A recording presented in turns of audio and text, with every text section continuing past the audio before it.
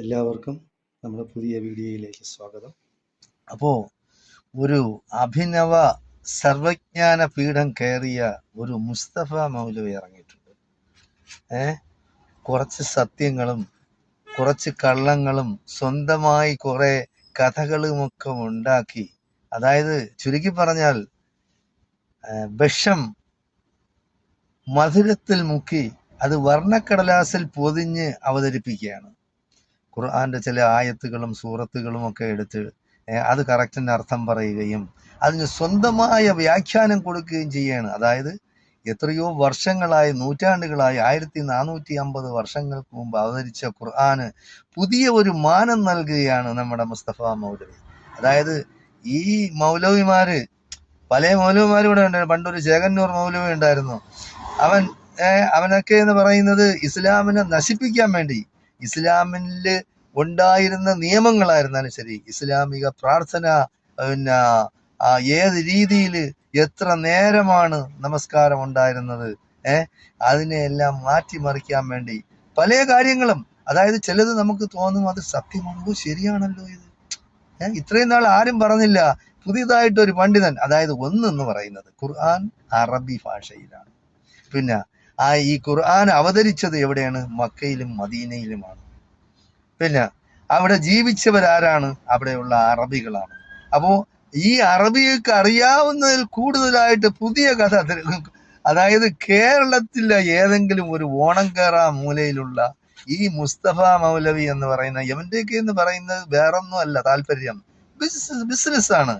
അപ്പോ ഇപ്പോഴുള്ള ഈ അറബിനെയും ഈ ജനങ്ങൾ മനസ്സിലാക്കി വെച്ച് പിന്തുടർന്നു പോരുന്ന പ്രാർത്ഥനാ രീതികളും ബാക്കിയുള്ളതും എല്ലാം വിശ്വസിച്ചു പോയിരുന്ന ചരിത്രങ്ങളുമെല്ലാം അവൻ മാറ്റിമറിക്കുകയാണ് സ്വന്തമായ താല്പര്യത്തിന് വേണ്ടി. അതായത് പുതിയ ഒരു വാലി ഓഫ് നോളജ്, അറിവിന്റെ താഴ്വര. എന്താണ് അറിവിന്റെ താഴ്വര? താഴ്വരയിൽ എന്ന് പറയുന്നത് ജലമുണ്ടാവുന്ന സ്ഥലങ്ങളാണ് താഴ്വര. ഏതെങ്കിലും മലയുടെ അടിവാരം. നിനക്ക് വിജ്ഞാനത്തിന്റെ താഴ്വര അല്ലെങ്കിൽ അറിവിന്റെ താഴ്വര എന്നല്ല, ഇത് അറിവുകേടിന്റെ താഴ്വരയാണ്. അതായത് നേരത്തെ ഉണ്ടായിരുന്നൊരു ചേകന്നൂർ മൗലവി, അവൻ പറഞ്ഞ എന്താണ്? ആ മൗലവി 3 നേരമാണ് നമസ്കാരം, 5 നേരമില്ല. അതാണ് ഖുർആനിൽ പറഞ്ഞിട്ടുണ്ട്. അത് ഖുർആൻ പഠിക്കാത്തതിന്റെ കുഴപ്പമാണ്. ഖുർആൻ പഠിക്കണം. അല്ലെങ്കിൽ മുഹമ്മദ് നബി സല്ലല്ലാഹു അലൈഹി വസല്ലം തങ്ങൾ എവിടെയാണ് ജീവിച്ചത്, എവിടെയാണ് ജനിച്ചത്, എവിടെയാണ് വളർന്നത്, എവിടെയായിരുന്നു അദ്ദേഹത്തിന്റെ പ്രവർത്തന സ്ഥലങ്ങൾ എവിടെയായിരുന്നു, അവിടെ ഉണ്ടായിരുന്ന ആരൊക്കെയാണ്, സഹാബാക്കൾ ആരെല്ലാം, പിന്നെ ഖലീഫമാര്, നബി സല്ലല്ലാഹു അലൈഹി വസല്ലമയ്ക്ക് ശേഷമുണ്ടായ ഖലീഫമാര് അദ്ദേഹത്തിന്റെ സതീർത്ഥ്യരായിരുന്നു, അദ്ദേഹത്തിന്റെ കൂട്ടുകാരായിരുന്നു. അപ്പോൾ അവരൊക്കെ ഭരിച്ച രീതി എങ്ങനെയാണ്, അവരെല്ലാം പിന്തുടർന്ന് വന്നിരുന്ന പ്രാർത്ഥനാ രീതി എങ്ങനെയാണ്, നമസ്കാരം എങ്ങനെയായിരുന്നൊക്കെ അതിൽ വ്യക്തമായിട്ട് പ്രതിപാദിക്കുന്നുണ്ട്. ഈ ഓണംകാറ മൂലയിലുള്ള ഈ മുസ്തഫ മൗലവി വന്നിറങ്ങി അതിനെയൊക്കെ അങ്ങ് തകിടം മറിക്കുകയാണ്. യമൻ എന്തോ കണ്ടുപിടിച്ചതുപോലെയാണ്. യമൻ ആയിരുന്നു ചിലപ്പോൾ നബി സല്ലല്ലാഹു അലൈഹി വസല്ലമയുടെ പിന്നെ കൂടെ ഉണ്ടായിരുന്ന, അതേ യമന്റെ വാപ്പായ കൊച്ചാപ്പ ഉണ്ടായിരുന്ന? ഇല്ലല്ലോ. യമൻ എന്ന് പറയുന്ന ചേകന്നൂർ മൗലവിയുടെ വേറൊരു വകുപ്പാണ്. അവന്റെ ചെറുമോനാ, അവന്റെ ചെറുകുട്ടിയാ, അവന്റെ മകനാ വല്ലതും ആയിരിക്കും. എന്തായാലും ശരി, യമൻ വഴിപിഴപ്പിക്കാൻ നടക്കുന്നതാണ്. നിങ്ങൾക്ക് കേൾക്കുമ്പോൾ തോന്നും ഇവൻ പറയുന്നതെല്ലാം സത്യമാണ്. സത്യമല്ല. അതായത് ആദം നബി ആദ്യത്തെ മനുഷ്യനല്ല എന്നാണ് അവൻ പറയുന്നത്. എങ്ങനെയാണ് അവൻ പറയുന്നത്? അതിനുള്ള ചരിത്രം എന്താണ്? അതിനുള്ള പ്രൂഫ്, തെളിവെന്താണ് അവൻ കൊണ്ടുവരുന്നത്? അതും ഖുർആനിൽ നിന്ന് എടുത്ത് പറയാണ്. അള്ളാഹു പറഞ്ഞു. എങ്ങനെ പറഞ്ഞു? ജനങ്ങളിൽ നിന്ന് ഖലീഫയായിട്ട് ഒരാളിനെ ഞാൻ പിന്നെ പുതുതായിട്ട് തെരഞ്ഞെടുക്കാൻ പോകുന്നു. ആരെടുത്താണ് പറഞ്ഞത്?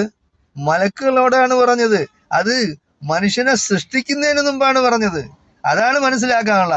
നീ പറയുന്ന അർത്ഥം മുസ്തഫ മൗലവി, നിനക്ക് അറബിന്റെ അർത്ഥം അറിഞ്ഞൂടാ. നീ അറബ് ഭാഷ പഠിച്ചവനാണ്. അറബ് ഭാഷ ജന്മഭാഷയായി അവന്റെ മാതൃഭാഷയായി കൊണ്ടു നടക്കുന്ന ഏതെങ്കിലും അറബ് രാജ്യത്തുള്ളവന്റെ അടുത്ത് ചോദിച്ചു വേണം നീ അറബ് ഭാഷ പഠിക്കേണ്ടത്. അല്ല നിന്നെ ഏതെങ്കിലും മൊയിലാക്കന്മാര് പഠിപ്പിച്ച് വിട്ട ആ അറബല്ല അറബ്. അറബ് നീ അറബ് ഭാഷ മാതൃഭാഷയായിട്ടുള്ള രാജ്യങ്ങളിൽ ലോകത്ത് ഒരുപാടുണ്ട്. അവിടെയുള്ള ആളുകളടുത്ത് പോയി നീ വിവരം പഠിക്കണം. നീ വിവരം പഠിക്കാതെ നിനക്ക് പൈസ ഉണ്ടാക്കാൻ വേണ്ടി വാല്യൂം ഞാൻ അങ്ങനെ ഇറക്കുന്നുണ്ട്, വാല്യൂം ഞാൻ ഇങ്ങനെ ഇറക്കുന്നുണ്ട്, നിനക്ക് അതായത് നീ കള്ളവും കാവഡ്യവും കൂടെ ചേർത്ത് സത്യത്തിൽ മിക്സ് ചെയ്യാണ്. അപ്പോ അതാണ് ഞാൻ പറഞ്ഞത്, വിഷം കൊണ്ട് മുട്ടായി ഉണ്ടാക്കി അത് പിന്നെ പഞ്ചസാരയിൽ മുക്കും, മധുരത്തിൽ മുക്കിയിട്ട് അത് വർണ്ണക്കടലാസിൽ പൊതിയുമ്പോൾ ജനങ്ങൾക്ക് ആകർഷണം. അതായത് മുകളിൽ കാണുമ്പോൾ വർണ്ണക്കടലാസ് ആകർഷിക്കുകയാണ്. പിന്നെ മധുരമാണ്, തിന്നു തുടങ്ങുമ്പോൾ മധുരമായിട്ട് അത് കറക്റ്റാണ്. പിന്നെയാണ് അറിയുന്നത് അത് വിഷമാണെന്ന്. അപ്പോഴത്തേക്കും നമ്മൾ താമസിച്ചു പോകും. അപ്പോ ഇങ്ങനെയുള്ള അഭിനവ പുങ്കവന്മാര് കുറെ ഇതിലൊക്കെ ഉണ്ടായിട്ടുണ്ട്. അവന്റെ ഒന്നും ചരിത്രം നീ മറക്കണ്ട മുസ്തഫ മൗലവി. നീ മാത്രമല്ല, നിന്റെ കൂട്ടുകാരനാണ് പന്നിയുടെ മോന്തയുള്ള, അവന്റെ പേരെന്താണ്, ജബ്ബാർ. അപ്പൊ ജബ്ബാർ, നീ, ആരിഫ് എല്ലാം ഒരു കൂട്ടത്തിൽപ്പെട്ടാണ്. നിങ്ങളൊക്കെ കമ്പനിയാണ്. അതിവിടെ നാട്ടുകാർക്കെല്ലാം അറിയാം, ജനങ്ങൾക്കെല്ലാം അറിയാം. അപ്പൊ നീ പുതിയതായിട്ട് ഇസ്ലാമിനെ ജനങ്ങളുടെ മുമ്പിൽ അവതരിപ്പിക്കണ്ട. നീ ഖുർആൻ അർത്ഥവും പറയണ്ട. ഖുർആൻ അർത്ഥം പറയാനുള്ള വിവരമൊന്നും നിനക്കില്ല. അത് ഉള്ളവർക്കുണ്ട്, അതവർ പറയുന്നുണ്ട്. നീ ഒരു താടിയും വെച്ച് തലമുടിയും നീട്ടി വളർത്തി പിന്നെ 3 സ്ഥലത്ത് പിന്നെ നെറ്റിയിൽ നമസ്കാരത്തിന്റെ അടയാളം എന്ന് പറഞ്ഞാൽ അത് കറുപ്പ് തൊട്ട് വെച്ചാലും അടയാളം വരും. അപ്പൊ നീ അതുകൊണ്ട് നീ ഈ മുസ്ലിങ്ങളാ, നീ പിന്നെ ദീൻ പഠിപ്പിക്കണ്ട, നീ ഖുർആൻ പഠിപ്പിക്കണ്ട. ഹദീസ് നീ എന്താണെന്ന് നീ അറിഞ്ഞ് പിന്നെ നീ സ്വയം പഠിച്ച് അത് പ്രവർത്തിക്കുക. എന്നിട്ട് ജനങ്ങൾക്ക് തോന്നണം നീ നേരായ മാർഗത്തിലാണെന്ന്. അപ്പോ മാത്രമേ നിന്റെ കാര്യങ്ങൾ ആളുകൾക്ക് പിന്നെ സ്വീകരിക്കാൻ കഴിയുള്ളൂ. അപ്പൊ അതുകൊണ്ട് നീ പല സ്ഥലത്തും പറയുന്നുണ്ട്, ഞാനിത് ജനങ്ങളുടെ മുമ്പിൽ അവതരിപ്പിച്ചല്ലോ, ഇവിടെ ഒരുപാട് പണ്ഡിതന്മാരുണ്ടല്ലോ, എനിക്ക് അവരെന്തും മറുപടി തരാത്തതെന്ന്. നിനക്ക് മറുപടി അർഹിക്കുന്നില്ല. നിന്നെ പോലുള്ള ചെറ്റകൾ ഒരുപാട് ഉണ്ടായിട്ടുണ്ട്. ചേകന്നൂർ പോലെ വിവരമില്ലാത്തവനായിരുന്ന, അവന് വിവരം ഉണ്ടായിരുന്നു, പക്ഷെ അവനെ കണ്ടില്ലേ, അവൻ ഈ ഭൂമിയിൽ ഇല്ലാതായി പോയി. CBIയും അവരും ഇവരും ഒക്കെ വന്ന് അന്വേഷിച്ച് ഭൂമി എത്ര കിളക്കി മറിച്ച്, എന്നിട്ട് അവന്റെ ജഡം പോലും കിട്ടിയിട്ടില്ല. അപ്പോ അങ്ങനെ നീ മനസ്സിലാക്കാനുള്ളത്, നീ പുതിയ രീതിയും ഇസ്ലാമിന് പുതിയതായ നിയമങ്ങളും നിയമ സംഹിതങ്ങളും ഒന്നും കൊണ്ടുവരണ്ട. അള്ളാഹു പറഞ്ഞത് തന്നെയാണ്. അത് നീ പുതിയ വ്യാഖ്യാനങ്ങൾ നീ കൊടുക്കണ്ട. അത് പണ്ഡിതന്മാര് ഇവിടെ പല ഇമാമിയങ്ങളും ഉണ്ടായിട്ടുണ്ട്. ഇമാം ഷാഫി ആയിരുന്നാലും ഹനഫി ആയിരുന്നാലും ഹംബലി ആയിരുന്നാലും മാലിക്കി ആയിരുന്നാലും ഖലീഫമാരായിരുന്നാലും അതിനെയൊക്കെ പിന്നെ അവര് എങ്ങനെയാണ് ഇസ്ലാം, എങ്ങനെയാണ് പിന്നെ പ്രാർത്ഥനാ രീതി, എന്താണ് നമസ്കാരം, എന്താണ് ഹദീസ്, ലോകത്തിലെ എല്ലാ ഇസ്ലാമിക പണ്ഡിതന്മാരും കൂടിയിരുന്ന് മുഅക്കിദായ ഹദീസും വൈഫായ ഹദീസും രണ്ടായിട്ട് വേർതിരിച്ചിട്ടുണ്ട്. മുഅക്കിദായ ഹദീസ് അതായത് ഉറപ്പായും ഉള്ള ഹദീസ് നിങ്ങളെല്ലാം നിർബന്ധമായിട്ട് സ്വീകരിച്ചാലേ ഒക്കുള്ളൂ. ലൈഫ് അതായത് ദുർബലമായ ഹദീസ് നിർബന്ധവുമില്ല. അത് മനസ്സിലാക്കി പ്രവർത്തിക്കണം. നീ ഇനി പുതിയതായിട്ട് ഹദീസുകളൊന്നും കൊണ്ടുവരണ്ട. നീ പിന്നെ ഖുർആന് പ്രത്യേകമായ അർത്ഥവും നീ ഉണ്ടാക്കി പറയണ്ട. അള്ളാഹുവിന്റെ പേരിൽ കള്ളം പറഞ്ഞുണ്ടാക്കിയാൽ നിനക്കുണ്ടാവുന്ന അദാബ് നീ ഈ ലോകത്തും അനുഭവിക്കും, നാളെ ആഖിറത്തിലും അനുഭവിക്കും. അത് കണ്ട് അതനുസരിച്ച് നീ പഠിക്കണം. നീ ആ ശിക്ഷയെ പറ്റി ഓർക്കണം എന്നാണ് എനിക്ക് നിന്നോട് പറയാനുള്ളത്. നീ ഇനി പുതിയതായിട്ട് നിനക്ക് മറുപടി എനിക്ക് പറയാൻ അറിഞ്ഞിടാത്തുണ്ടല്ല.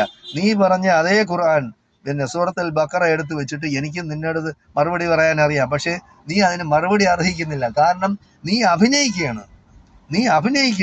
അതായത് ഇങ്ങനെയാണ് അതിന്റെ അർത്ഥം, അള്ളാഹു പറഞ്ഞതിന്റെ അർത്ഥം നീ വിവക്ഷിക്കുന്നത്. 1450 വർഷങ്ങൾക്ക് മുമ്പ് നബി സല്ലല്ലാഹു അലൈഹി വസല്ലമയ്ക്ക് കൊടുത്ത ആ അറിവ് നീ ഇനി പുതിയതായിട്ട് ഉണ്ടാക്കിയെടുക്കേ, പുതിയതായിട്ടുള്ള അർത്ഥം പറയേ.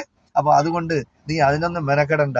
നീ ഈ ഇഹലോകത്ത് ഈ ദുനിയാവിലെ എന്തെങ്കിലും പിന്നെ സൗകര്യങ്ങൾക്ക് വേണ്ടി പിന്നെ പണം ഉണ്ടാക്കാൻ വേണ്ടി നീ നിന്റെ പ്രത്യേകമായ ഗ്രന്ഥങ്ങളും അതും ഇതും ഉണ്ടാക്കി ഉടായ്പകൾ ഉണ്ടാക്കി ജനങ്ങളെ നേർവഴിയിൽ ജീവിക്കുന്നവരെ നീ വിഴപ്പിക്കാൻ നോക്കിയാൽ നിനക്ക് അതിനുള്ള ശിക്ഷയും കിട്ടും.